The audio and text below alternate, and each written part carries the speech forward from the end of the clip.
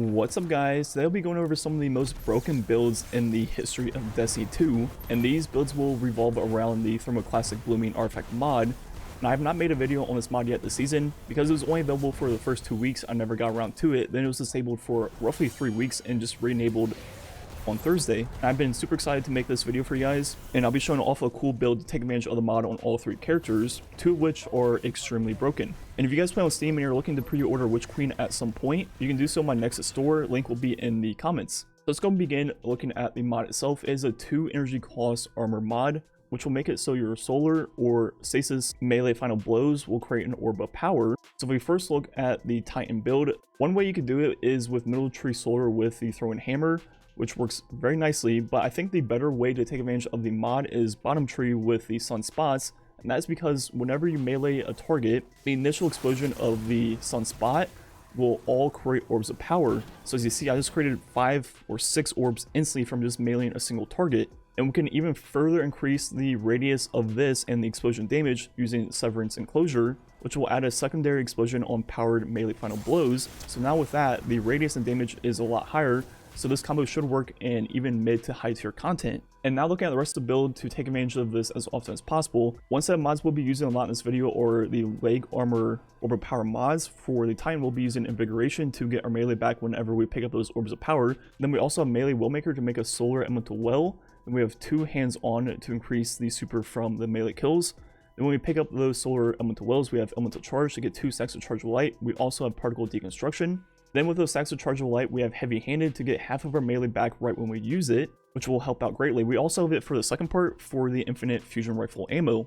Also, when we pick up these solar elemental wells, we have Phantom Might to get 25% more damage for our solar weapons, which we have the Cartesian and also 1k. Finally, when we pick up the solar wells, we also have Well of Ordnance to get a chunk of our grenade back. And to further help get our grenade back, we also have 1 impact induction, which will give us a chunk of our grenade whenever we use our melee attack.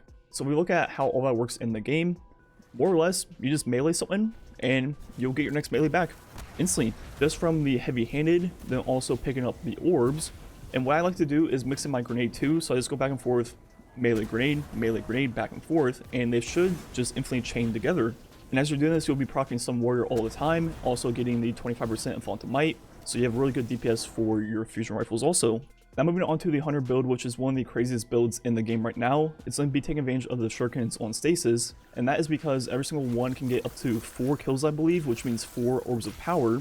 And then with the way the subclass works, you can have infinite shurikens, as I've showed off multiple times in recent videos. So just going over that really quickly, looking at my subclass setup, all the usual stuff I've been using recently, with Touch of Winter, Grim Harvest, then we have Fissures, Hunger, Rhyme this time, then also Bonds. And now looking at the mods, I changed them up quite a bit from my previous build. We'll still be using Star Eater skills for the increased super energy from Orbs of Power, but now all the mods are completely different. The first one we'll be using is Innervation to get more grenade energy when we pick up all those Orbs of Power from our shuriken kills. Then the next mod will be Taking Charge. When we pick up all those Orbs of Power, we'll get 1 stack of chargeable light per orb. And to cap out our stacks of chargeable light, we have Charged Up, which will allow us to get to ×3 chargeable light. Then we finally have Supercharge, which will allow us to get to ×5 chargeable light. And with all 5 of those stacks of chargeable light, we'll be using Energy Converter, which is when we throw a grenade, we'll get up to 50% of our super, and it'll consume all these stacks. On my Hunter Cloak, I also have Thermoclastic Strike to stun overload champions. And the final mod I'm using is kind of a freebie. I'm using Melee Willmaker to make Stasis Elemental Wells, but I have nothing really to take advantage of them when I pick them up, but they're still better than nothing. I also have double hands on for the super energy, along with a melee kickstart to get roughly 20-25% of my shurikens back right when I throw them. So looking at how all that works in the game, you just throw your super, then throw your grenade to get the first 50% of your super back. Then all you have to do is throw 2, maybe 3 shurikens depending on how many kills they get, pick up those orbs, and you have your next super. So in the right situation, you can be spamming your super roughly like every 10 seconds. You can easily be throwing it before the first one even ends. It is pretty crazy. And finally, moving on to the most broken one of them all, of course, on Warlock, the best way to take advantage of Thermoclastic Blooming is on Bottom Tree Dawnblade, because if you've been watching my videos, all the burn damage and combustions on Bottom Tree count as solar melee damage. So what you can do is just simply use any of your abilities, melee, grenade, or even your super, and it'll just chain, and every single time it chains, it'll create an orb of power. So yeah, before you know it, every single ad and every activity you're doing is just creating an orb of power for you and your allies.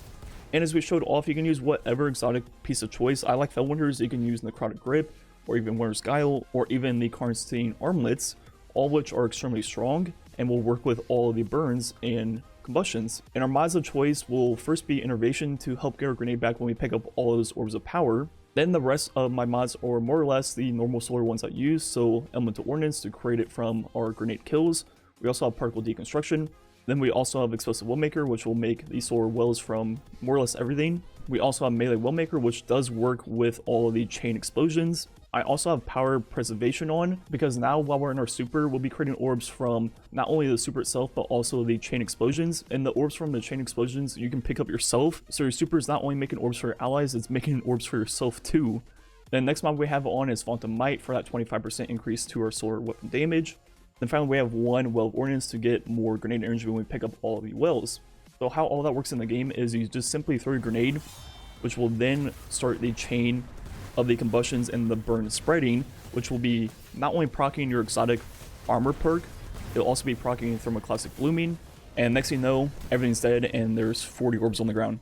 And even in your super, it still all works, so your super is absolutely like just god mode with all this going on. And one thing you can do is pair it with Thermoclastic Strike from the artifact on your class item, and that'll make it so even your grenades or your super can stun overload champions. And I was running this in the Master of Nightfall, and I would just simply throw a grenade and it would clear out all the ads. Then once the combustion and burn got to a champion, it would then stun them too. So yeah, this build is just kind of pretty good. And at this point, it's more of a question of how long it's going to take for them to fix it, because at this point, with all the things working with Bomb Tree Dawnblade, yeah, it's something's definitely going to happen at some point. So definitely have fun with that build while it lasts. I'm sure they're looking into it already. And yeah, those are my 3 builds for Thermoclastic Blooming. The Warlock one is obviously extremely broken. The Hunter one is extremely good. You get your super like every 10 seconds in the right situation. Then also the Titan one is very fun.